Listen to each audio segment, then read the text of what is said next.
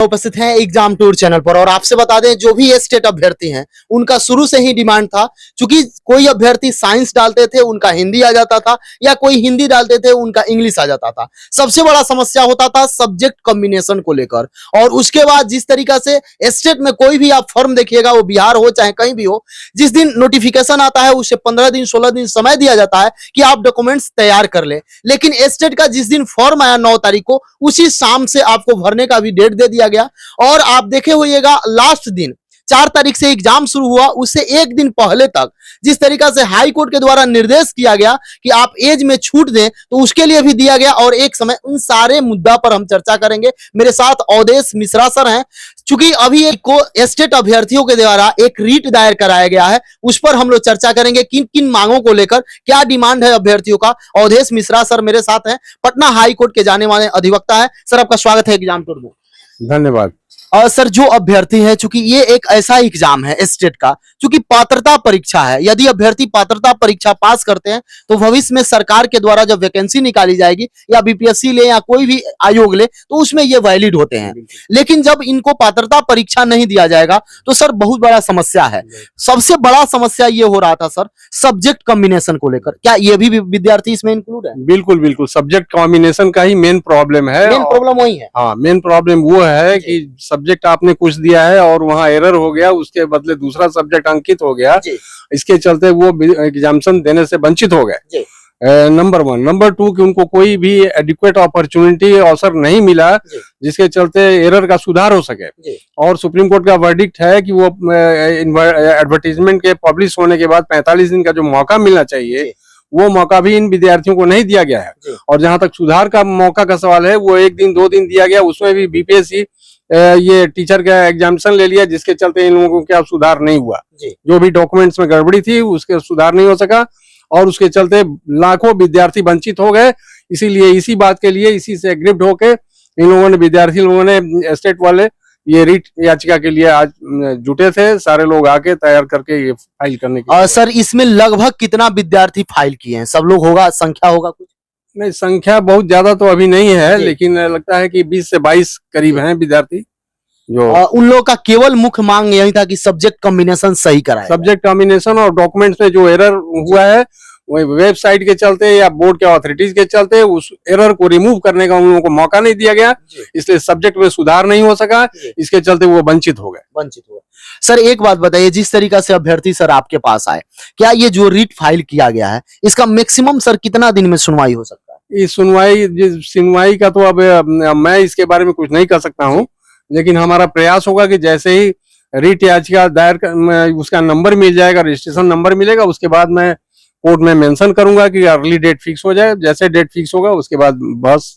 Sir यदि exam बाद, चूंकि एग्जाम का जो डेट है 4 तारीख से लेकर 12 तारीख तक एग्जाम चलेंगे, उसके बाद यदि 15 के बाद देखा जाए तो 18 तक रिजल्ट देने का भी व्यवस्था दिया गया है, जिस तरीका से वायरल हो रहा है जो नोटिफिकेशन है। तो क्या सर इसके बाद भी यदि सुनवाई होता है और कोर्ट के द्वारा कोई आदेश दिया जाता है तो फिर से एग्जाम कैंसिल करना पड़ेगा? जितने विद्यार्थी इसमें वंचित हो गए एग्जामिनेशन देने से, उनका अधिकार और उनका जो लीगल राइट्स है उसको, उसके प्रोटेक्शन के लिए ये रीट फाइल हुआ है।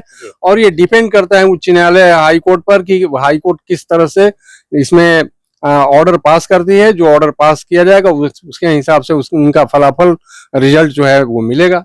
सर एक देखा जाता है यदि कोई बड़ा एग्जाम होता है, किसी बड़ा संस्थान के द्वारा एग्जाम लिया जाता है, यदि देखा जाए तो देश में कोई बड़ा आयोग एग्जाम लेती है तो इवन जो राज्य सरकार होती है उस समय कोई एग्जाम नहीं कंडक्ट कराती है। लेकिन बिहार में ही देखा जाए तो अभी बीपीएससी का चल रहा है, यहाँ पे 11th 12th 9th 10th वाले का वेरिफिकेशन चल रहा है, वो भी शिक्षक अभ्यर्थी हैं। तब तक उसी दौरान इसको एग्जाम करा लेना, सर इतना क्यों आयोग हड़बड़ाहट में है? इसका क्या कारण हो सकता है? अब ये कारण तो उन लोगों के दिमाग में क्या बात है मैं नहीं कर सकता हूँ, कमेंट इसमें देना मेरा उचित नहीं होगा। लेकिन एक बात है कि बीपीएससी ने जो टीचर के एग्जामिनेशन को कंडक्ट कराया और बहुत शॉर्ट गैप था ये स्टेट एग्जामिनेशन के लिए, तो इसमें काफी लंबा गैप देना चाहिए था। तो जरूर भूल हुई है और अब इसके चलते सारे विद्यार्थी सफर कर रहे हैं और इसी के चलते ये रीट याचिका दायर किया गया। सभी अभ्यर्थी से बता दें, जिस तरीका से आप देखते होइएगा जो भी बीपीएससी का एग्जाम देने वाले थे, 23 से लेकर 26 तक आपका एग्जाम चल रहा था, उसी दौरान स्टेट का वैकेंसी आती है और 9 तारीख से आप फॉर्म भरते हैं और मात्र 24 तारीख तक आपको मौका दिया जाता है। लेकिन कुछ बच्चे जाते हैं और आयोग से मिलते हैं, उसके बाद 1-2 दिन मौका बढ़ाया जाता है और वो भी केवल यही बढ़ाया जाता है कि कुछ शब्दों में आप सुधार कर सकते हैं, जबकि सभी जगह सुधार करने का कोई मौका नहीं दिया जाता है।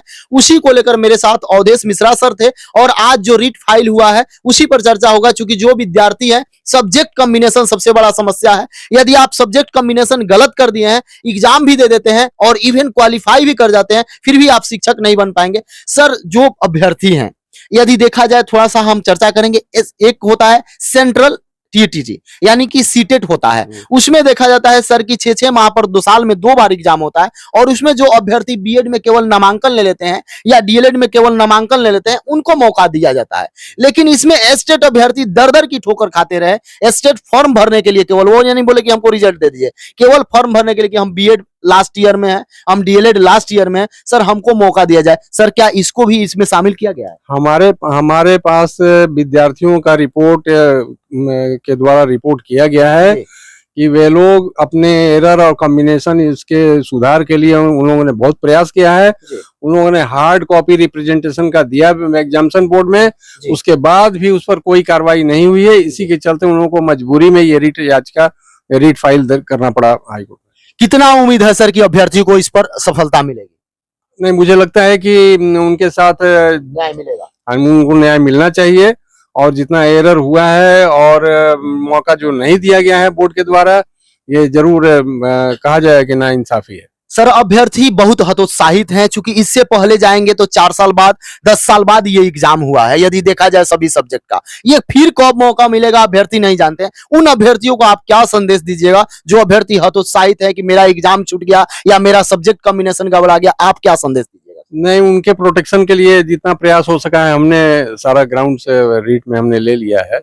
अब ये डिपेंड करता है कि हियरिंग में उच्च न्यायालय द्वारा किस तरह से, है ना, जो भी आदेश होगा, निर्णय होगा, उसको हम लोग न्याय समझेंगे और जो उनके भाग्य में होगा जरूर मिलना चाहिए। सर, समय देने के लिए बहुत बहुत धन्यवाद। धन्यवाद। यदि आप एग्जाम टूर पर नए हैं तो चैनल को सब्सक्राइब कर लें, लोगों में शेयर करें। जय हिंद।